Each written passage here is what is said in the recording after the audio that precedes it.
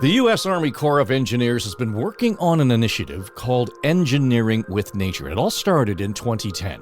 And this is the EWN Podcast.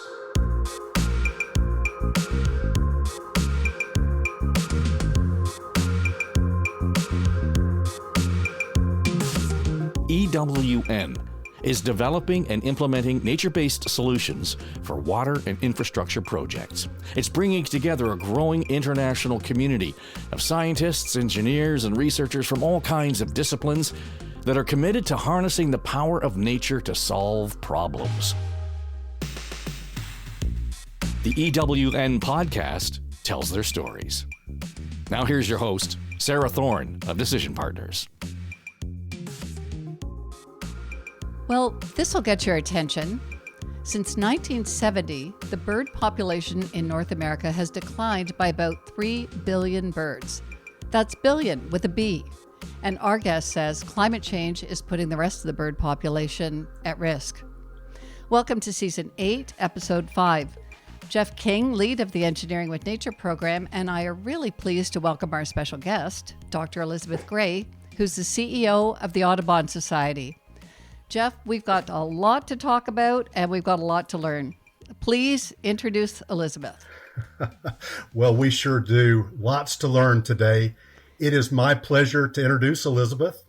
Elizabeth is an ornithologist and a global change and conservation expert and a thought leader. We are very fortunate that she was able to make time in her busy schedule to join us for an EWN podcast. Very shortly after she joined the Audubon in March of 2021 as president and chief conservation officer, Elizabeth was named CEO.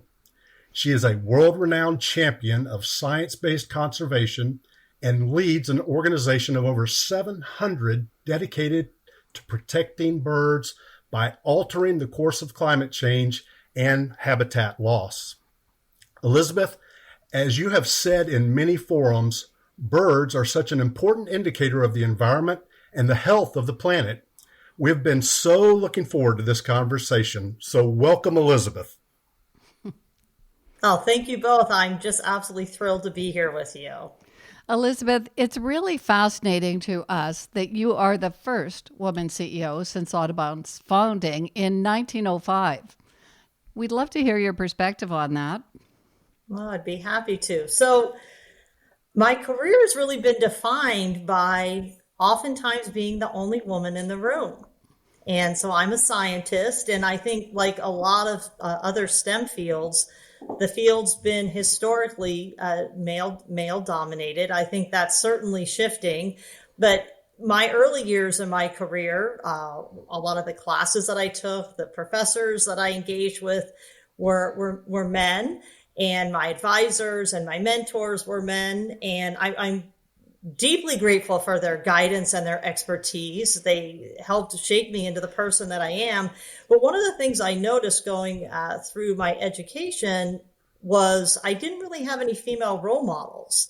And so in lacking women in leadership roles, I really wasn't sure how I could both become a career professional, but also I really wanted a family. And so how do you balance kind of a personal life, becoming a mother in my case, having a career? So one of the things I realized is I didn't really have a clear path to follow, but I was really interested in trying to carve that niche for myself. And so it's really such a profound honor to serve as Audubon's first woman CEO. And I take that not just as an honor, but as a huge responsibility, a responsibility to the mission, protect birds in the places they need, but also a responsibility to serve as a role model for other women and men, hopefully, who want to be leaders in the conservation and the environmental space. So, what I most want for people is how do you become your best self? How do you leave a legacy? How do you leave the world a better place than you came into it? And so I think we've made great strides. It's been quite a challenge to break a glass ceiling and to serve in this role. We know women have made great strides, but McKinsey and Company put out a Women in the Workplace report, and it says, I think it's going to take 22 years for women to have the same parity as men in corporate jobs. And that's white women, and women of color probably twice that. So the point is, we've made great strides. It's a huge honor to lead Audubon, and I hope I can serve as a role model to other women and men as I move through my career. Well, Elizabeth, there's no hope about it. You are a great leader and a great role model for both men and women. And I'm just already getting super excited about the audience that we have and the students that will be listening to this, and certainly our students, the women that are in STEM-based research fields. They're going to just love hearing what you have to say today. So all that aside, great way to start, by the way. Tell us about the birds. Elizabeth, why do birds matter? Yeah, well, that's great. So my whole life has probably been defined by curiosity. So I think I became a scientist because I'm really, really curious. And birds captured my imagination really early on. I remember when I was a little kid and I read this neat story about carrier pigeons in World War I. They would tie these messages onto their legs. And I always wondered, how did they know where to go and where to come back? And so when I was an undergraduate, I actually did my senior thesis on homing pigeon navigation. I wanted to understand how these homing pigeons knew where to go in the world. And so I would like to think that birds brought me to science initially. Like that was my undergraduate days. I went to grad school and I wanted to study bird behavior. And I had my first field season. I was comparing the behavior of red-winged and yellow-headed blackbirds on these marshes. And the first field season was great. Birds showed up. I collected a lot of data. My second field season, the yellow-headed blackbirds didn't come back to the marsh. And so I had to change the whole structure of my thesis, but more importantly, I didn't understand what happened to these yellow-headed blackbirds, why it was a long-term study. They'd been going there for years. And so I just started to ask myself, what's going on with the planet? What's going on with the environment? There must be something funny that needs investigating here. And that really became kind of my impetus for becoming a conservationist and environmentalist. And so birds put me kind of into that place. And then after grad school, I spent several years in Hawaii looking at endangered Hawaiian honey creepers. And these are birds that live on the slope of a volcano, Mauna Kea. And that was the first time I became aware of climate change. So because the temperature was warming, mosquitoes started moving up the slope of this volcano and causing more and more mortality of these endangered birds. So the point is, birds brought me to science, then they brought me to conservation, then ultimately they introduced me to this concept of climate change. And so they're indicators of the planet. They're beautiful, fascinating, magical creatures in and of themselves. And when I came to Audubon, it just felt like I was coming full circle to the creature that kind of has guided me throughout my whole career. Fantastic story. Sounds like it was karma. Exactly. You're where you need to be. Yeah, we know that you've been accomplishing amazing things while you've been at Audubon, and we want to talk about that. But we want to learn a little bit more about your lifelong passion for protecting birds and how it's, translating into your career. I'm an animal lover and also very curious about behavior, which hopefully you picked up with the stories that I shared a little bit earlier about kind of how things behave. So interestingly, my career journey's been, it's been winding, as probably many people's have. I started actually studying human behavior. I've been fascinated. What makes people tick? What motivates them? So I was actually a psychology major in the social sciences as an undergraduate. But then I took this course by E.O. Wilson, and I learned about ant behavior and just kind of crazy things that I didn't know about growing up. And I thought, you can have a career watching animals? I just thought, well, that's a coup. Like, how? Sign me up for that career. And so I actually started studying the behavior of birds and other animals. And through that kind of curiosity, love of animals, what makes things do, act, and behave the way that they do, um, it brought me also to a lot of different places in the world. I did some work down in Central and South America. I've lived and worked there, and in Southeast Asia and in East Africa. And the point is, it was really this curiosity and this love of behavior that also, I think, helped develop a global perspective and an acknowledgement that these issues of biodiversity loss, climate change, kind of what's happening on the planet, they're interconnected and they're holistic. And so, I'd like to think I've used science to drive meaningful change in this world. And it's not been a linear journey, what I would say, but certainly trying new things, being curious, and really being focused on why things behave or act the way they do, I think has been an impetus for my career. Yeah. Well, Elizabeth, one thing that comes through loud and clear is your passion and how much you have just dedicated to this important topic. And I see so much in the way of parallels between Audubon, the mission, and what we are doing within the Engineering with Nature program.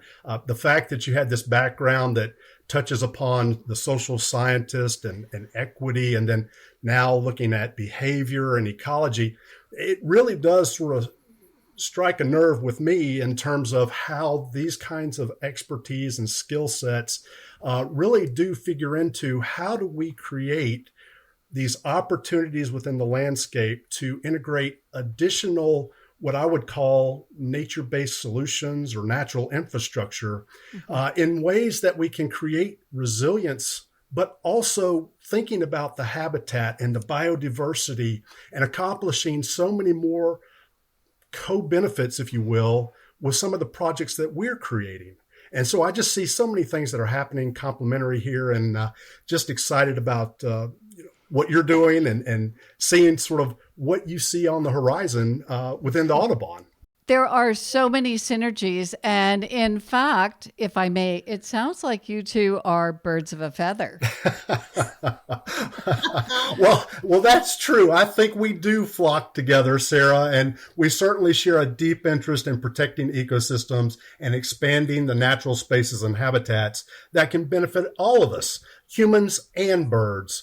And Elizabeth, one of our objectives with the podcast is to inspire the next generation of researchers, practitioners, and policymakers.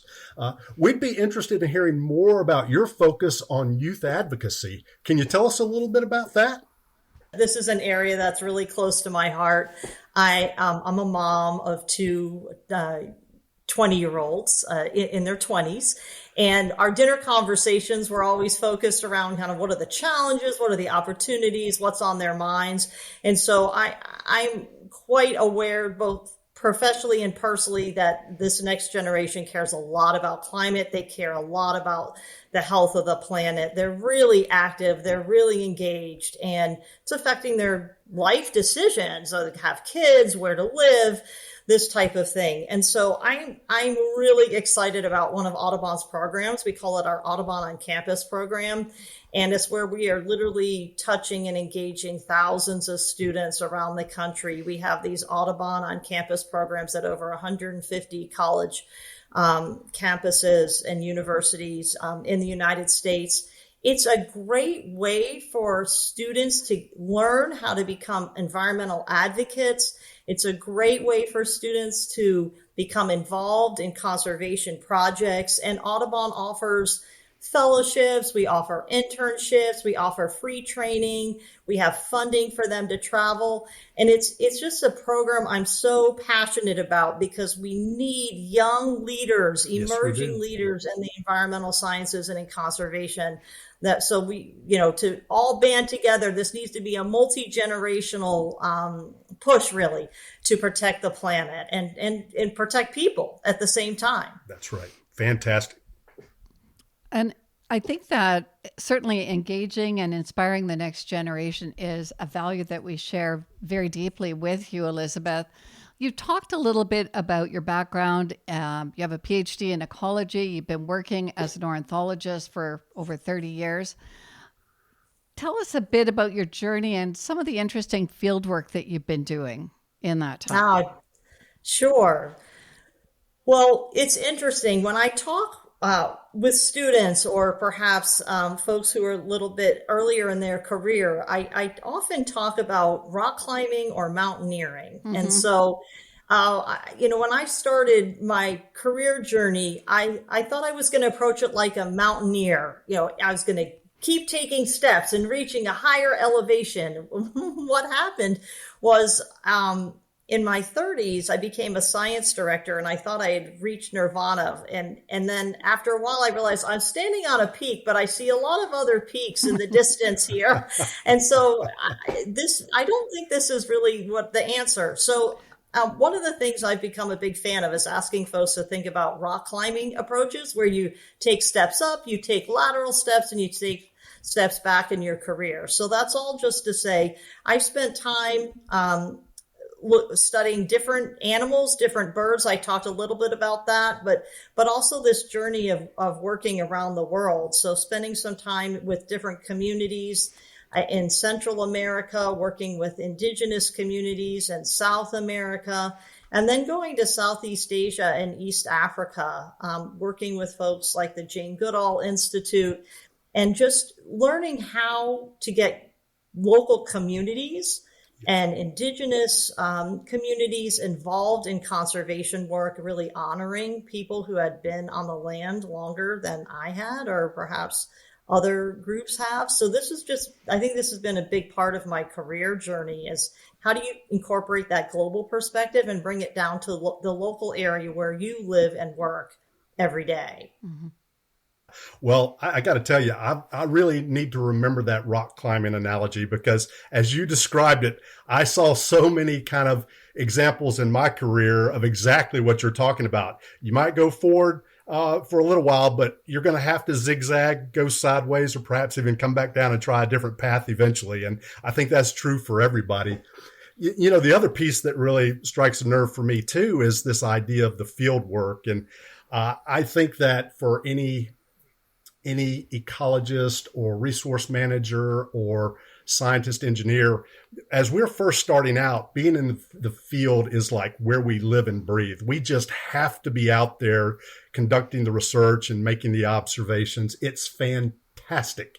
So, pardon the pun, but I really do appreciate this bird's eye view of what you've been able to see and do there. But then, the other piece of this too, in terms of the fact that the field work shapes our career.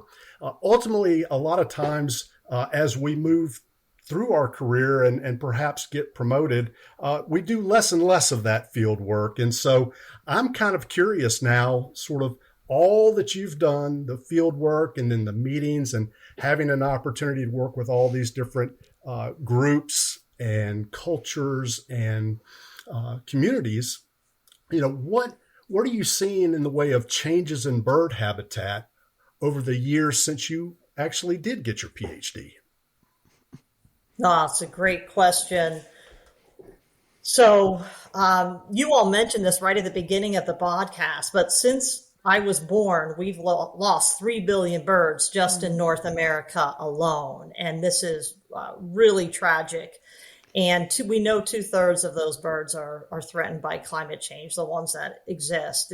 This is what I see when I go out in the field, this increasing habitat loss. There's more fragmentation. We have climate change as a magnifier of all of these effects. And so this goes back to birds being indicators of planetary health, really the sentinels and the symbols of how the planet's doing. And the fact that we've lost 3 billion birds, to me, just shows all the human-driven impacts that they have been experiencing over our lifetime. And so it means they're in trouble. The environment's in trouble. They're stressed. And so one thing that's interesting at Audubon is we really see this issue of biodiversity loss because of habitat fragmentation and loss, and climate change as two sides of the same coin. they're interconnected crises, and we really need to take a holistic approach to solving them. You cannot just tackle one without also trying to tackle the other. But you've got such a strong mission at Audubon, and you've got your fantastic flight strategy to try and address the loss of birds. Talk a little bit about that, Elizabeth, because it really is groundbreaking. You bet. So absolutely. So at Audubon, we are currently focused on bending the bird curve. So I'll explain what that means. So Audubon's mission is to protect birds on the places they need for today and tomorrow. And that's because we see birds, as I was just saying, as kind of the proverbial canary in the coal mine. They're the indicator of what's going on at the state of the planet. And as I mentioned, we have seen this loss of 3 billion birds over my lifetime. So think about this like a hockey stick, right? So the curve is going down, down, down. So we say we're going to flip the hockey stick or bend the bird curve, halt, and ultimately reverse this decline of birds across the Americas. That's what we mean by bending the bird curve. And we're going to do this here at Audubon by using science, by building strong partnerships, and by finding pollutions that are positive for birds, for people, and for the planet. So, and that's because we believe that what birds need, which is clean water, clean air, healthy food systems, a healthy climate, is also what people need. So I think they really are just the quintessential indicators of how people and the planet are doing. Fantastic. Well, Elizabeth, I know you know this. I'm a big fan of Audubon. I love your mission. I love what you do out there.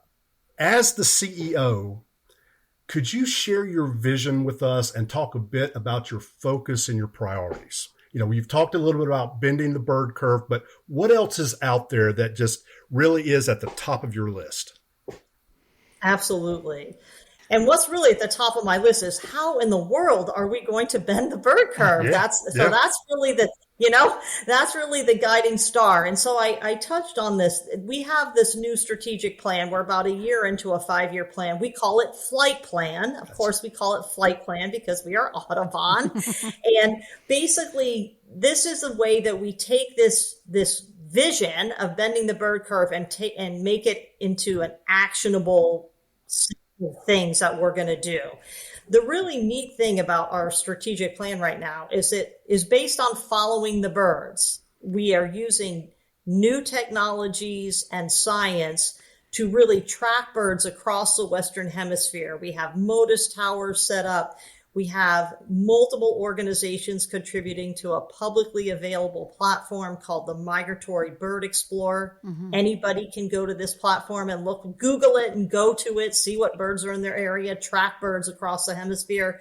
But basically, we are focused on 4 goals that hopefully will get us to bending the bird curve. First, we are aimed at protecting and building a 300 million acre corridor of protected areas across the hemisphere. So we want this to be a network of protected areas that is connected and also climate resilient, so things can move as the climate changes.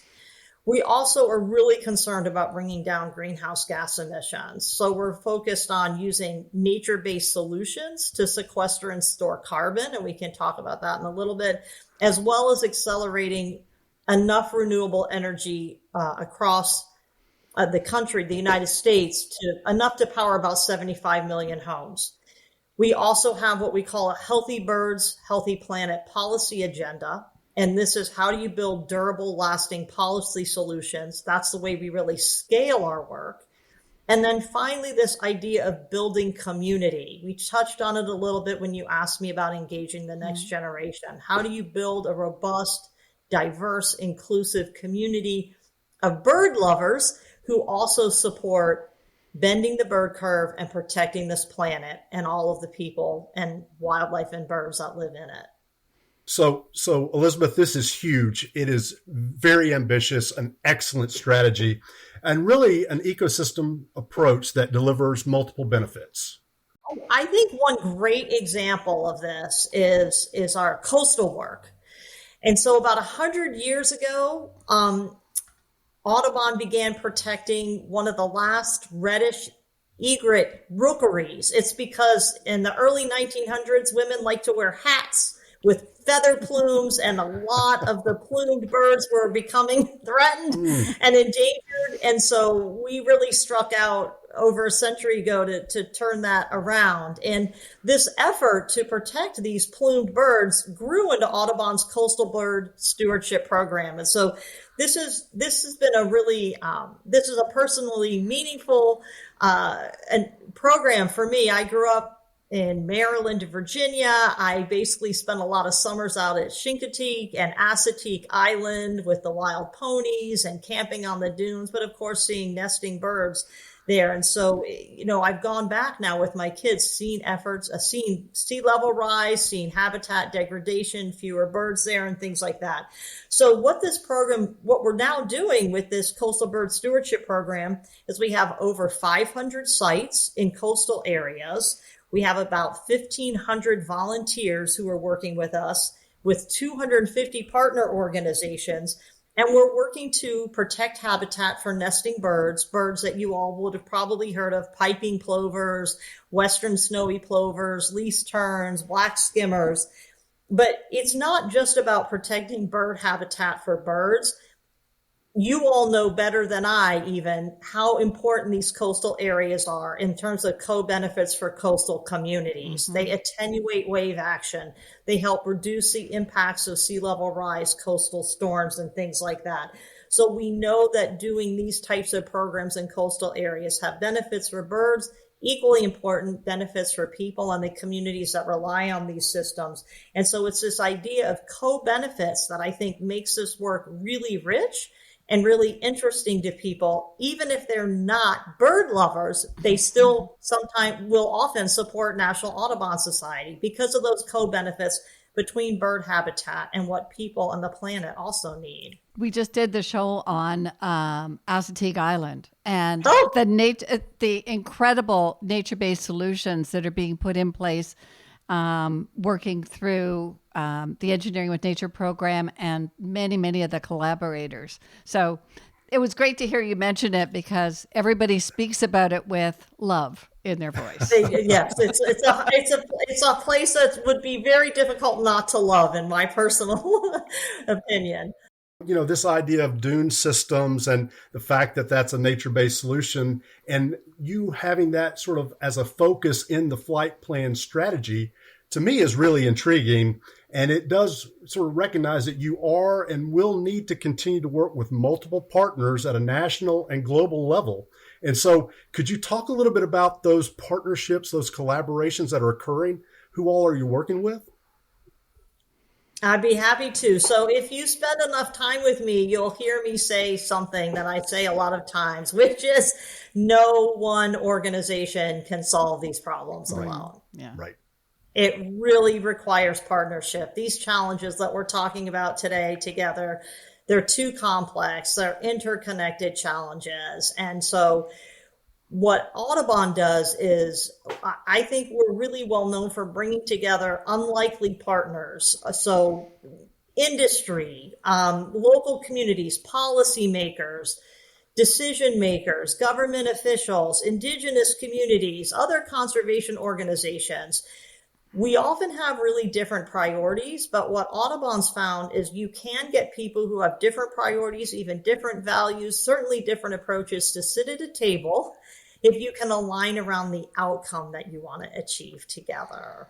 And so I like to say that Audubon has a superpower and that our superpower is birds because birds don't pay attention to geographic boundaries. They don't pay attention to what divides people or countries and things like that. They're really the ultimate unifier here. And I think, to me, birds remind us of our shared humanity and the fact that we really share this planet. And so a great example, a concrete example that I can give you about how we do this work is our work with renewable energy. Mm-hmm. So as I mentioned, we're really trying to accelerate renewable energy across the landscape. And so in Minnesota, we worked with legislators to pass some key legislation that helped run transmission lines so that they were sited along highways. And this is really important because it reduced the impact to birds. It basically helped advance the clean energy transition without causing a lot of the impacts that can hold up these projects long term.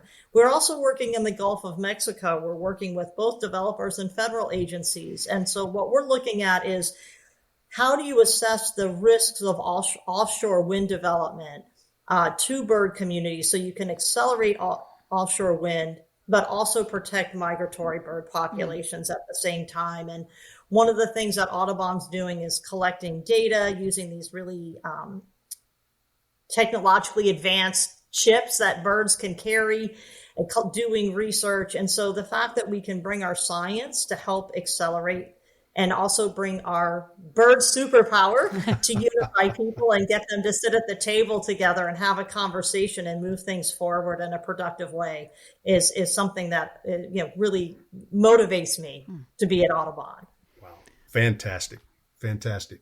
Well, and we've touched on it a little bit, but I was hoping we could spend a minute, maybe drill down into the efforts that are underway working with indigenous communities.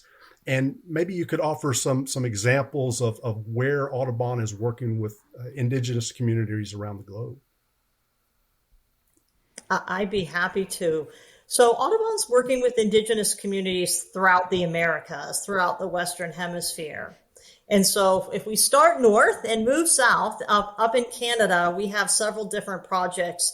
One of the ones I'm really excited about is the Seal River Watershed Alliance. It's being led by the the First Nations in Manitoba, and their goal is to establish one of the largest indigenous protected and conserved areas in the world.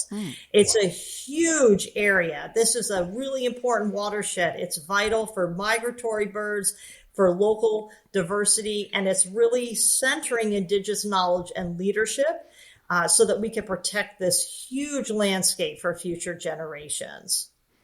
If you move down into the United States, we have a lot of work with indigenous communities. One of the ones that I'd like to highlight is our work in California. So we're working with several different local chapters in California, in the Buena Vista Lagoon and in Mission Bay. And so what we're doing there is we're engaging several local tribes in the area. We're working to get rid of invasives, to how incorporate native plants, and how do you incorporate cultural practices and local indigenous knowledge into our restoration plans for Mission Bay and for Buena Vista Lagoon. And then if you continue this migratory journey from Canada through the U.S. down to Latin America, down in Latin America, we have a new program called the Conserva Aves program. And basically, this is a initiative where we are looking to establish 100 new protected areas in Latin America. And a big cornerstone of this program is to work with local and indigenous communities and have them lead on establishing new subnational protected areas. And so to me, the real importance of this is we're working with folks who have been on the land, stewarding the land for generations. We're working and trying to figure out how you incorporate kind of traditional Western science with indigenous science and knowledge to build a more robust program and plan for protecting and conserving and restoring nature. And one of the highlights for me was I just am back from COP16 down in Colombia. We actually brought some of our Canadian leaders, First Nations leaders with us down to Colombia and had a powerful panel on what we were doing in the Seal River watershed and other areas, James and Hudson Bay and other places, and kind of thinking through how you can build on and link that knowledge from Canada down through Latin America and back up again. It's really exciting work. Yeah, absolutely. Wow. Incredible. The connections that you were able to make there across the different countries. And I look forward to hearing more about that and continuing to track on that as you make progress for sure. And I too certainly see and value the work that EWN does with indigenous communities, and they've contributed so much in the way of informing our projects and being able to really take what they've learned in time and memoriam and have that be integrated completely as part of the early planning phases and design phases of our project. So super exciting that Audubon recognizes the importance of that as well. It's really a cornerstone of our work. It is fantastic. And I'm glad to hear this of yours too. Yeah, absolutely. And very powerful. It produces much better, more sustainable, more resilient results. Hey, this is a really good place to take a little break and listen to a word from our sponsor, the Engineering with Nature program.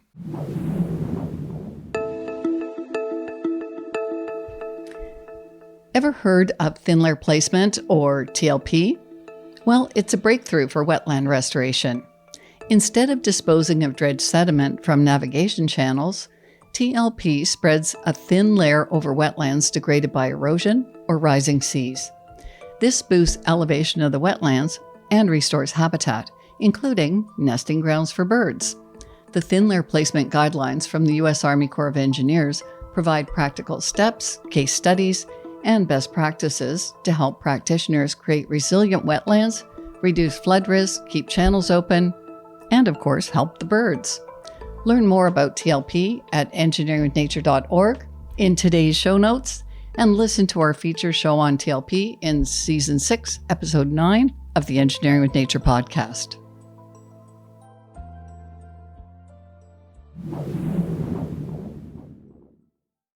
Elizabeth, you have set out some pretty significant milestones in the flight plan strategy. Talk a little bit more about the role you see for nature-based solutions. Sure. So the latest science does show that nature-based solutions can deliver about a third of the greenhouse gas reductions that we need to meet the goals of the Paris Agreement. And so they are absolutely important. They are a third of the solution. Sometimes I talk about nature-based solutions and people say, what do you mean by that? So protecting, restoring, and appropriately managing our natural areas, our coastal systems, our mangroves, our grasslands, our forests. These areas are natural carbon sinks. And the real beauty of nature-based solutions is the co-benefits we've been talking about here. So these protecting bird habitats, what we found at Audubon, is not just about building a beautiful corridor of both hotels and restaurants during the migratory journey, but also those home places where you breed and where you can overwinter. But really protecting bird habitat helps us fight climate change because you are sequestering and storing carbon. You are protecting water sources.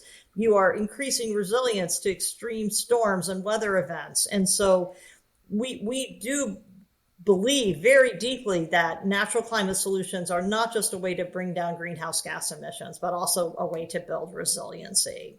Yes, absolutely. And on this topic of carbon sequestration, we certainly see it as, with nature-based solution, an added benefit. So when we're looking at perhaps constructing mangrove forest or looking at restoring a coastal wetland, we do understand the value of those systems, not only from the standpoint of creating the additional resilience, but also the carbon sequestration component of that as well. And in fact, we've talked about that in previous episodes. I'm reminded of the episode we did in season 5. It was episode 9, where we talked to our colleagues, Lisa Chambers, Jenny Davis, and Jacob Berkowitz. And we talked about their foundational research and the collaborations that were ongoing to see how blue carbon was helping to address climate change. And that was a super exciting episode as well. But this gets to that whole idea of Department of Defense and other U.S. federal agencies really understanding carbon dynamics and really looking to identify opportunities for increasing sequestration of carbon. And nature-based solutions help us do this, in addition to the habitat component, Elizabeth, that you're describing. Absolutely. Well, I'm a big fan of blue carbon. I think blue carbon is a huge opportunity for us to address climate change and also biodiversity loss. And Audubon's really proud to be involved in Panama's first blue carbon project. It is their first study. It's called the Blue Natural Heritage Project. It's a $2 million initiative, and it's funded by the UK DEFRA Blue Carbon Fund. It's administered by the Inter-American Development Bank. And so what Audubon's doing as part of this project is we are mapping mangroves nationwide, so we know where these mangroves exist and where they could be restored. We are looking and linking bird diversity in different mangrove forests to how much carbon those forests can store, so we can see what the correlation is there. And we are also using some kind of groundbreaking acoustic monitoring technology to look at where the birds are, and also setting the foundation really for future restoration with mangrove forests there. So to me, one of the cool things about this is not just how you can link carbon storage and bird habitat and see those co-benefits live, but these types of projects are actually influencing Panama's nationally determined contributions, or NDCs, under the global UN agreements on climate that we have. And so the fact that we can really spotlight the importance of coastal wetlands, not just for migratory birds, but also for mitigating climate and building resilience, to me is just so exciting. It's a powerful model. It is very exciting, and to your point, extremely powerful, and engaging a whole bunch of other stakeholders, all of them through birds. It's what you do is so cool, Elizabeth. Thank you. I want to ask you about the Great Lakes. Our guest from our previous episode, season 8, episode 4, is the chief of the planning branch for the Army Corps of Engineers Chicago District. And David is leading the development of the Great Lakes Coastal Resiliency Study, which is a 6-year initiative. It's a big deal. I know that Audubon's work in this area is going to add really important insight to the assessment that they're doing, but also ultimately their recommendations. The Great Lakes is a really important geography for Audubon. We're doing a lot of work there, and that's because the region faces a lot of challenges that you all know about. And so one of the things we've been looking at is how do you create durable solutions in the area. And one of the focuses of Audubon's work is restoring wetlands in the area. So we have several different projects that we've been working on that I hope can inform and it help advance this work in partnership with what you were just talking about and the folks you've had on earlier podcasts. So we're working in Gary, Indiana. We're working to restore about 300 acres of wetlands along the Little Calumet River. And this is really important work. We are getting rid of invasives. We're basically planting native plants. And equally important, frankly, to me, is that we're having community members really help shape these restoration plans and become really involved in that restoration effort around wetlands. We have another project in Chicago. It's at Chicago's Powderhorn Lake. We have already restored over 100 acres of wetlands in this area. And the cool thing about restoring wetlands in this area is that we've been able to reconnect 3 lakes. And so this has helped improve water management. It's helped to decrease flooding. And this has also, in addition to those benefits, it's created additional green space for folks in a pretty urbanized area. So they have more green area to get out and enjoy nature. And then in Michigan, we have a project in the Ottawa Sands County Park where we have been restoring about 3,000 feet of shoreline and a number of wetlands in that area. And this is really a project pretty clearly focused on increasing habitat and improving habitat for migratory birds. So from between improving water quality, reducing flooding, creating green space, and then creating natural habitat for birds, the work that we're doing in the Great Lakes is, I think, very nicely linked to folks that you've had on earlier podcasts. Well, my goodness, Elizabeth, over the course of this conversation, and this should be no surprise to me, Audubon is everywhere. You guys are everywhere doing amazing things. And something, that sort of jumps out at me, certainly with every great leader, great leaders can think out of the box. They are so innovative, so creative, and they can bring so much to the table that perhaps others just haven't thought about. And as we were preparing for this podcast, you were doing just that. And I wanted our listeners to hear a little bit about some of the non-conventional things that Audubon is doing. I'd be happy to. I've really enjoyed our earlier conversation. I'm happy to share it with your listeners now. So perhaps little known fact for many of the listeners is that grassland bird populations are one of the ones that's been the hardest hit over the last 50 years, over my lifetime. We've lost about half of our grassland birds, and this is a lot of this loss is due to habitat loss on private property in the West, particularly. And this led to this really innovative project that Audubon's doing. And it's because we believe that there's hope for these grassland birds, and that the hope resides in private landowners. In this case, the example I'm going to share with you, primarily in the Western United States, but we also have a similar program down in Latin America.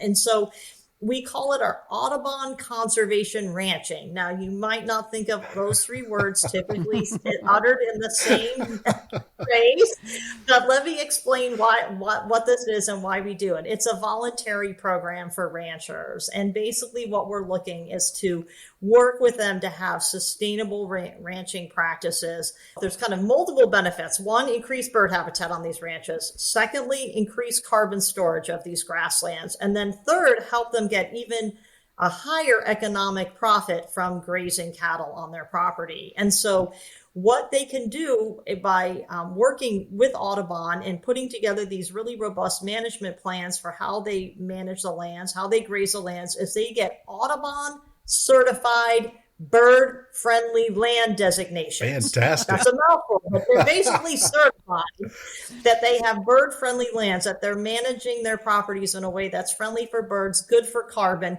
Right now, Audubon has over 100 ranches that have been volunteered to be in this program. It covers over 3 million acres of important habitat, grassland habitat. And so what these ranchers and private landowners are doing is they are restoring native grasses.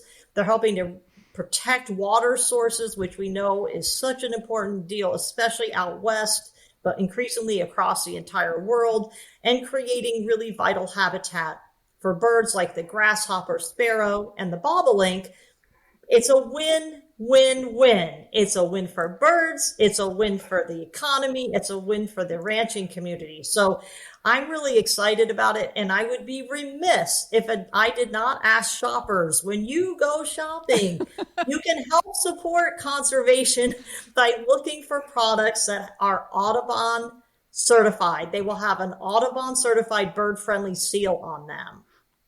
Wow. Fabulous. Wow. I love it. I just absolutely, we love this, don't we, Sarah? This is a great conversation.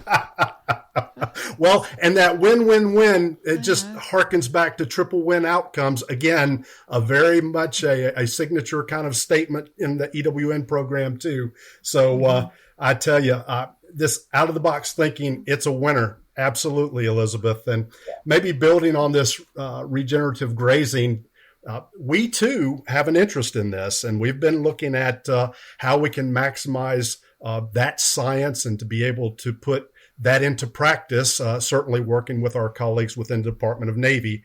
And for me, that's Marine Corps Air Station Yuma, and also 29 Palms out on the West Coast and in the arid part of the desert Southwest. And they too have opportunities to do this practice of regenerative grazing to keep water in that landscape and to promote water security. And so the idea that this too one day could be an opportunity that would support bird migration and bird habitat, that's very encouraging to me. Mm. No, that's great. I think you're absolutely right. There's a lot of opportunity there. Yeah. And in fact, we have another colleague too, Ricardo Aguirre with West Consultants. He too is a big fan of regenerative grazing, and he's doing a lot of research in this area as well to be able to hydrate those landscapes and promote the restoration and recruitment of vegetation too. So again, it looks like we're all sort of working in this space, and the ability to identify unlikely partners that then create all of this additional value. Again, another testimony to your leadership and what it means to create and be a big thinker. Thank you. I think working lands are such a key part of this solution, and so thrilled to hear what you all are doing as well. It's fantastic. Well, Elizabeth, we've only scratched the surface here on our mutual interest and synergies, and I know there's a lot more we could talk about, and I hope we'll have a future conversation to unpack even more of these great stories and areas of common interest for us all. And so now I'd say we are clearly in your flock. How can the EWN program contribute to your work on the flight plan strategy? Oh, I love it. So I actually have a call to action for folks who are listening. Perfect. So bear with me, because I'm going to ask you to think about kind of where you're best placed. So if you work in government, support climate policies regardless of how you vote. If you work in academia, we need you to invest in climate research and technology. If you work in science, please doggedly pursue practical solutions for a net zero future. If you're in business or if you're in industry, commit to sustainability, commit to supply chain management that is responsible. If you have time and you have passion, make sure you vote, organize, and volunteer for groups that support conservation and the work that we've been talking about on this podcast. Certainly, if you have wealth, we would love for you to donate to organizations like Yes. Audubon. Yes. We're working across all sectors. We're really dedicated to making this planet a better place through the power of birds. And then finally, even if you only have $20 that you maybe don't go get a couple cups of coffee this week, you can become a member of the National Audubon Society. You can sign up for our action alerts, and we'll keep you motivated and interested in what needs to be done to continue this great work we've been talking about. Wonderful. Well, I got to say, Elizabeth, thank you so much for the time today and for all of these wonderful stories and information about what all Audubon's doing. And certainly, Sarah, she's given us a lot to think about. I think Elizabeth has challenged us and certainly, hopefully, challenged all of our listeners. There's something that we can all be doing. And Elizabeth, I'm going to make a shameless plug for you. The holidays are coming up. This is a great time to give the gift of Audubon to your friends and family, to adopt a bird, and to get involved in the 2024 Christmas bird count. You're an inspiring leader. The work that you are and your colleagues are doing at Audubon is just fabulous. You are really, truly creating a future where birds thrive and where people can get involved in helping make that happen. It's such important work. Jeff and I thank you so much for taking the time to be our guest today and for sharing your really powerful message on the Engineering with Nature podcast. You have given us a lot to think about. Well, Sarah and Jeff, thank you so much for the opportunity to join your podcast. It's so important. It has such a wide reach, and I'm just looking forward to staying engaged with you all moving forward. Oh, we look forward to it too, Elizabeth. I'm already thinking about what's happening with Audubon in 2025 and how we get you back to tell us those great stories too. I'd be more than happy to. Thank you, Jeff. And if anyone wants more information about the annual bird count, you can sign up at audubon.org. It's a really worthwhile thing to do, so check out the website. And to all of you, thank you so much for listening. We hope that you've enjoyed this podcast. We wish you and your families a safe and very happy holiday season. And we hope you'll join us again in the new year when we talk about engineering with nature.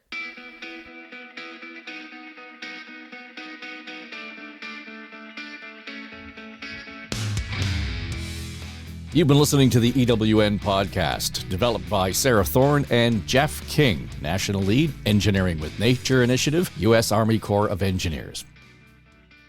Now, for more information, you can visit our website, engineeringwithnature.org. The EWN podcast is produced by iContact Productions for the Engineering with Nature program within the the U.S. Army Corps of Engineers. I'm Dave Trafford.